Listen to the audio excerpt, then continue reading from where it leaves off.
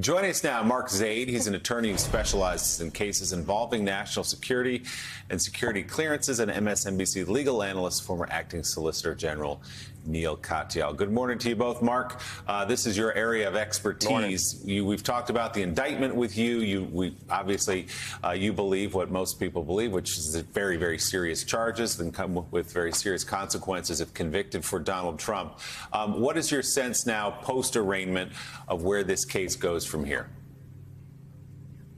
Well, it's going to be an interesting roller coaster, that's for sure. What we're going to see in the near future is Trump pull together a legal team, and they're going to have to decide who among them is going to ask for security clearance in order to see the classified documents and litigate the pretrial motions under what's called the Classified Information Procedures Act.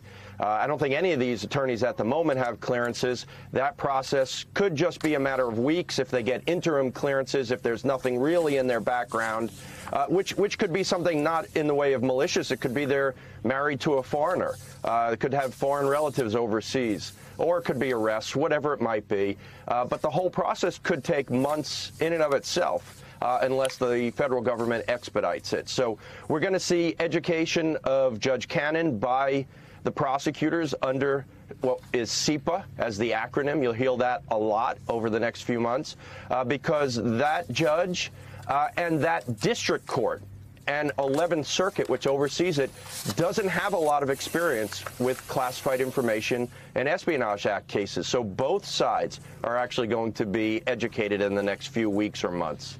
You know, Neil, we've been talking about the stupidity that's been breaking out on the Hill among some Republicans who want to talk about what about Hillary, what about Hillary. We've been through it just exhaustively this morning about how you actually had the independent, the Inspector General at the Justice Department basically clearing Hillary Clinton. Of course, you had that happening in 2016. And this is what the Inspector General say. They concluded there was no evidence that emails intentionally were deleted by former Secretary Clinton's lawyers to conceal the presence of classified information on former Secretary Clinton's server. Horowitz reported, if anything, the Inspector General says there was evidence of a conscious effort to avoid sending classified information by writing around the most sensitive material. Horowitz concluded. And then FBI Director James Comey also said no reasonable prosecutor would bring such a case. And looking back at our investigations into mishandling or removal of classified information, we cannot find a case that would support bringing criminal charges on these facts. Why are we talking about 2016, 2017, 2018? Because that's all Republicans want to talk about. Nuclear secrets have been stolen.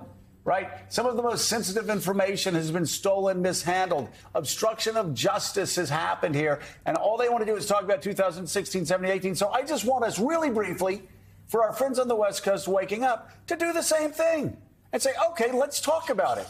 The Justice Department under Obama in 2016 looked at it and said no reasonable prosecutor would bring the case. In 2017, Donald Trump, angry after promising to lock her up, pushing for special counsel. Everybody around him said, no, there's nothing there. There is no crime there. You can't bring anything. His counsel, his White House counsel, Don McGahn, said nothing there. You can't do it.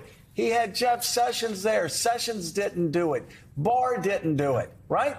So when they're talking about two systems of justice, what they're doing is they're actually attacking Donald Trump, who had 4 years to try to indict Hillary Clinton. And his Justice Department wouldn't do it because there was nothing there. That's exactly right. What all of this Hillary Clinton talk is just classic Trumpian misdirection.